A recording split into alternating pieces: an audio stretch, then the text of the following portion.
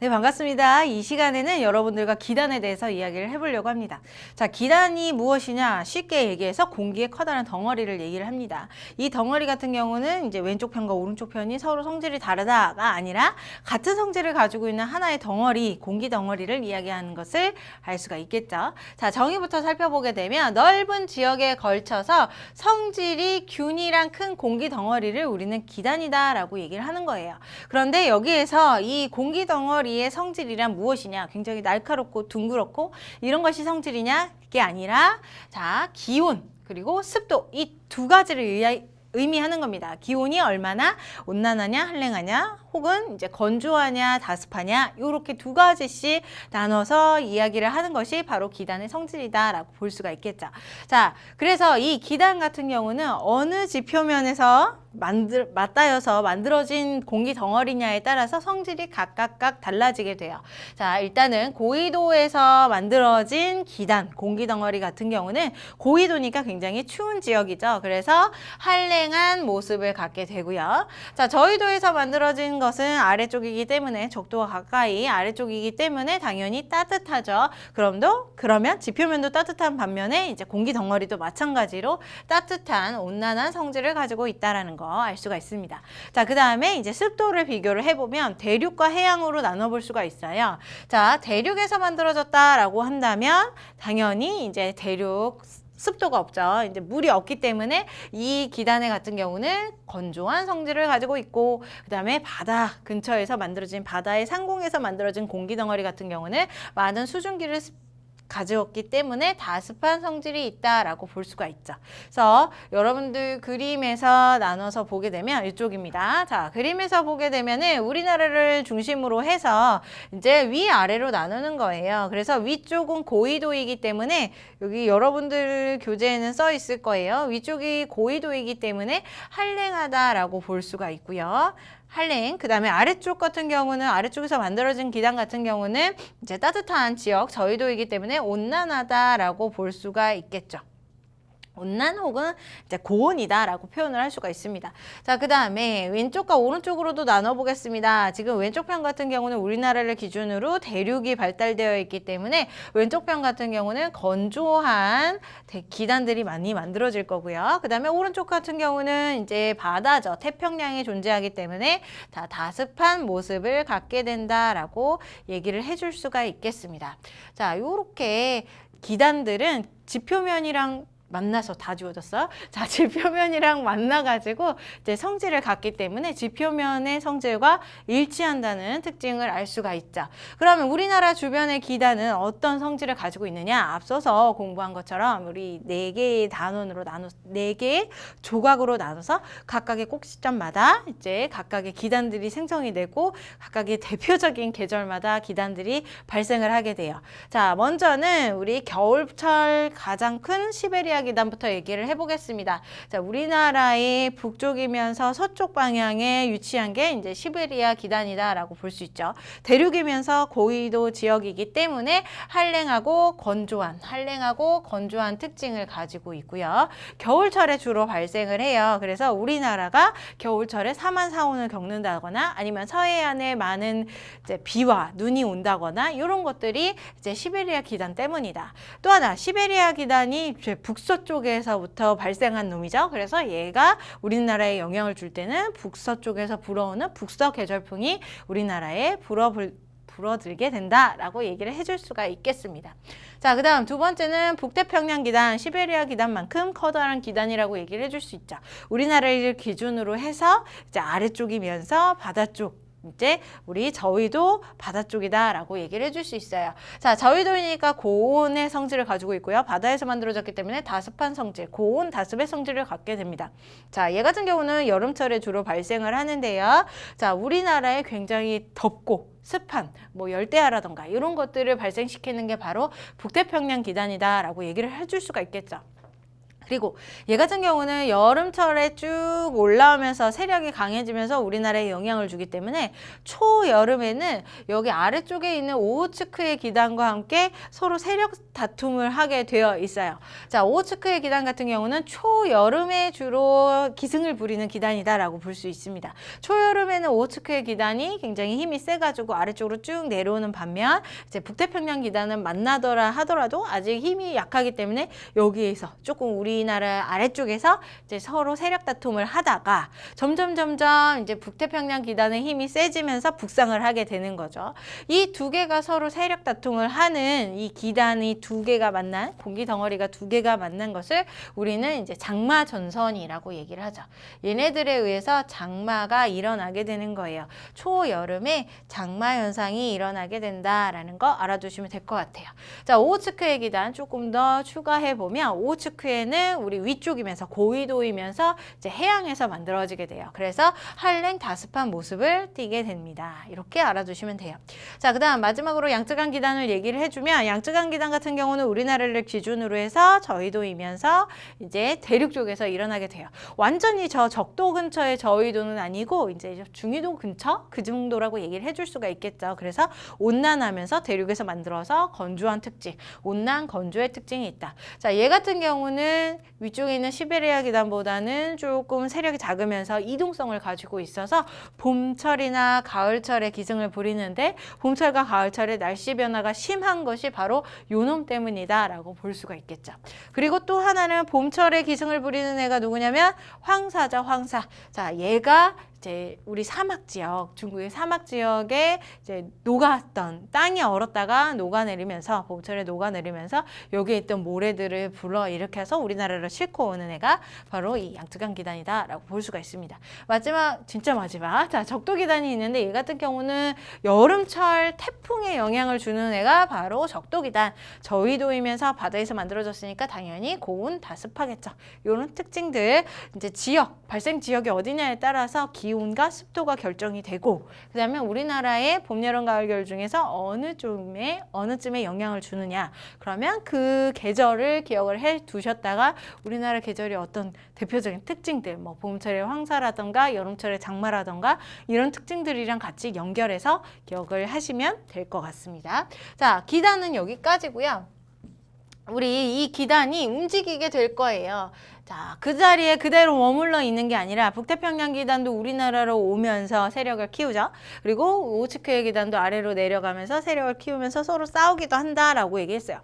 이동한다는 얘기예요. 얘네들이 이동을 하게 되면은 이제 자신이 발원지라고 얘기하죠. 자신이 발생했던 그 발원지의 성질과 다른 성질의 지표면이랑 만나게 되어 있습니다. 그래서 그 지표면과 만나게 되면서 성질이 다른 지표면을 만나게 되면서 기단의 성격이 점차 변질되게 되는데 그것을 우리는 기단의 변질이라고 얘기를 하는 겁니다. 자, 기단이 발원지로부터 이동을 하면서 성질이 완전히 달라지게 되는 것을 우리는 이제 기단의 변질이라고 얘기를 하고요. 자, 온도와 습도가 각각 달라질 것이다. 자, 지금 왼쪽에 있는 애는 애초 찬 기단이에요. 자, 찬 기단이 우리 시베리아 기단을 생각해 주면 좋을 것 같아요. 자, 고위도의 찬 기단이 아래쪽으로 쭉 내려오면서 바다랑 만나요. 그러면 따뜻한 바다랑 만나면서 누구를 공급받게 되냐면 열도 공급받고 그 다음에 수증기도 공급받겠죠. 열과 수증기를 공급을 받습니다. 그러면 이 기단의 이 하층 부분, 이 하층 부분이 점점 들들들 끓기 시작을 하는 거예요. 굉장히 불안정한 상황. 그 다음에 수증기를 자꾸 공급을 받으니까 교재에는 이슬점이 높아진다. 여기는 안 써있군요. 자, 이슬점이 높아진다라고 하는데 이슬점이 높아진다는 것은 수증기량이 많아진다는 얘기입니다. 자, 들들들 끓고 수증기량도 많아지면서 이 하부 부분, 여기 공기 기단의 아래쪽 부분이 이제 불안정한 상태가 되고 상승기류가 마구 일어나게 되죠. 그 결과 상승기류에 의해서 높은 높은 구름이 만들어지게 되는데 이것을 정란운이라고 얘기를 하죠. 이 정란운에 의해서 많은 눈과 비가 내리게 되어 있어요.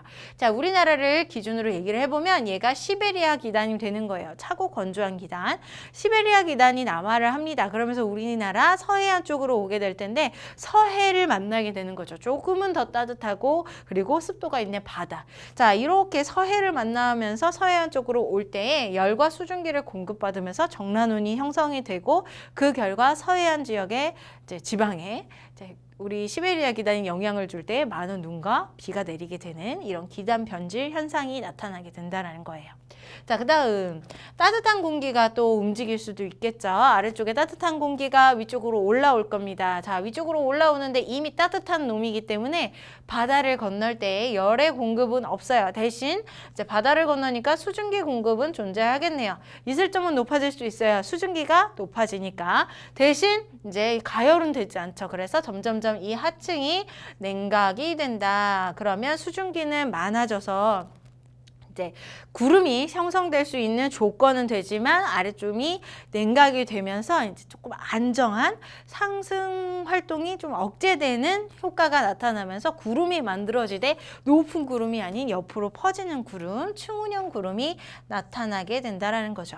이거는 우리나라의 대표적으로 북태평양 기단이 쭉 올라오다가 이제 동해안 지역에 우리 안개가 쭉 펼쳐지게 되는 그런 현상들이 바로 여기에 기단의 변질의 현상이다라고 얘기를 해줄 수가 있습니다.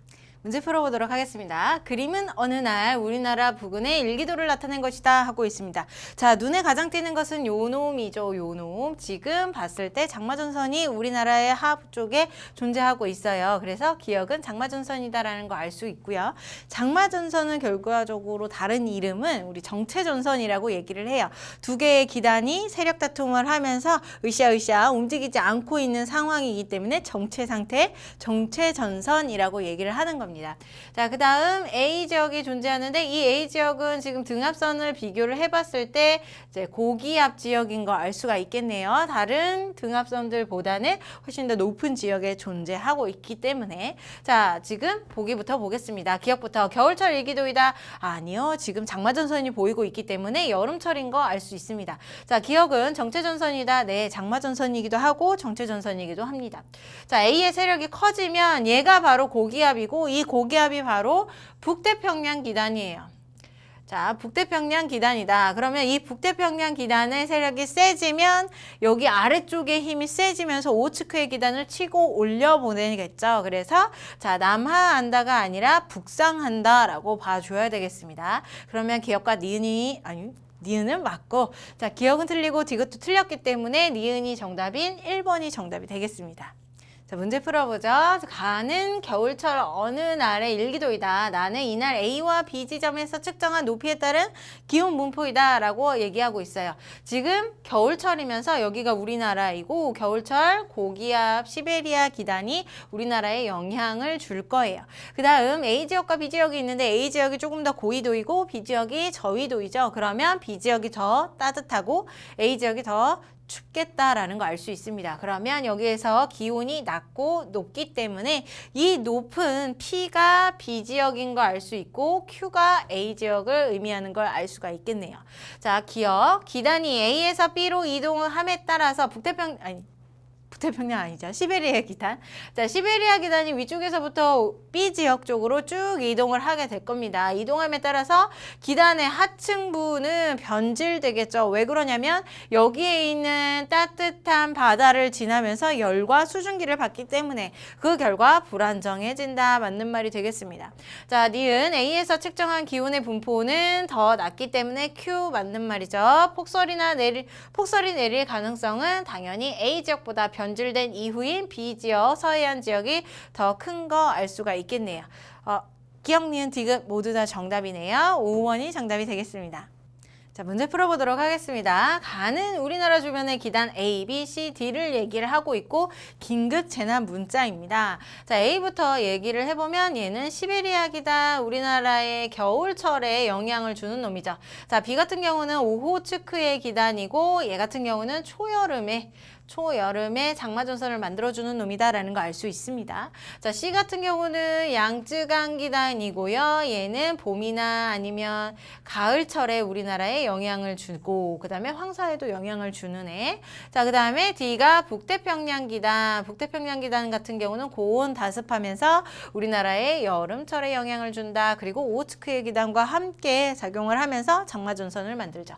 자, 긴급 재난 문자. 서울, 경기 일부 지역에서 황사 경보가 나타났다. 황사는 양쯔강 기단이죠. 결과적으로 C랑 관련이 있습니다. 자, 기억, 가에서 건조한 성질. 건조하려면 대륙에서 만들어줘야 되잖아요. 자, 그래서 이렇게 갈라서 왼쪽 편이 건조한 성질이에요. A와 B다가 아니라 A와 C다라고 바꿔줘야 되겠죠. 기억은 직권과 기권의 상호작용이다라고 얘기를 하고 있는데, 자, 황사 같은 경우는 땅이 겨울철 동안에 꽁꽁 얼어 있다가 녹아요. 그러면 이 녹으면서 발생되는 모래와 혹은 먼지들이 존재하겠죠. 얘네들이 양쯔강 기단에 의해서 위로 상승했다가 우리나라로 몰려오는 거예요. 땅, 모래 혹은 직권의 모래 혹은 먼지가 기권에 영향을 받아서 우리나라에 영향을 주는 기권과 직권의 상호작용이 맞습니다. 자, D의 확장으로 북태평양의 확장으로 나와 같은 재난 문자가 아니 지금 C의 확장이겠죠. C의 영향으로 이제 나와 같은 재난 문자가 발생을 하겠습니다. 니은이 정답이죠. 그러면 2번이 정답이 되겠네요.